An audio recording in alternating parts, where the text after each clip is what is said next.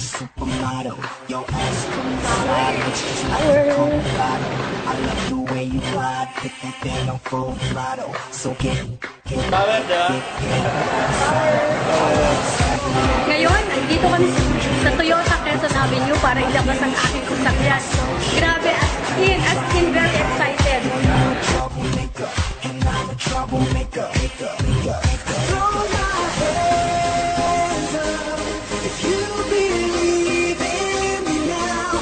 I keep my hands up and do it all for me now. Sing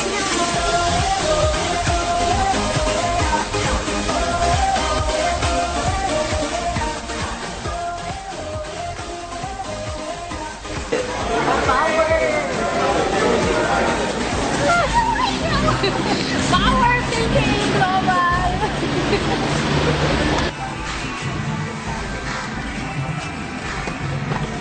Hi guys! Ito na! As in, masasakyan ko na. Ang dream car ko, nakuha ko na dahil sa AIM Global. Wow! Power talaga. AIM Global, salamat! Ako si Maricel Bawi from San Mariano, Isabela. Grabe, as in, ginawa ko lang to ng 8 months as part-time, ha. Grabe, as in, ang nangyari sa buhay ko. Sobra, as in, nakaka-excite. Hindi ko in-imagine mapapa sa akin na ito talaga. As in, talagang dream car ko lang to noon, pinangarap. Pero ito na, hawak-hawak ko ng manibela.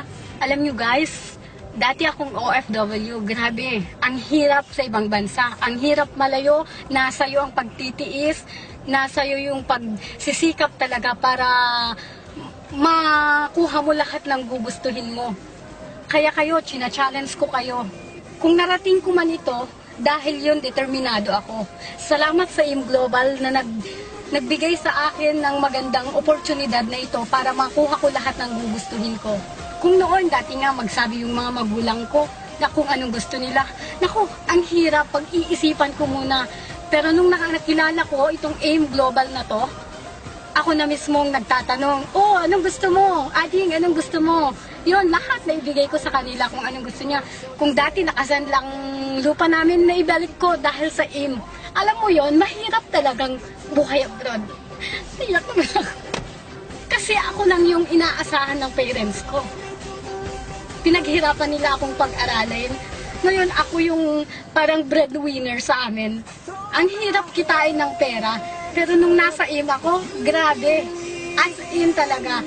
Hindi yung grabing matotorture kang mag-isip na magbigay sa magulang mo. Pero nung nag-AIM Global ako, Nay, ano gusto mo? Nay, ganito, ganyan. Ay, ang saya-saya talaga na may bigay mo lahat ng gusto ng mga mahal mo sa buhay. Kaya nagpapasalamat ko sa AIM. Power ka talaga.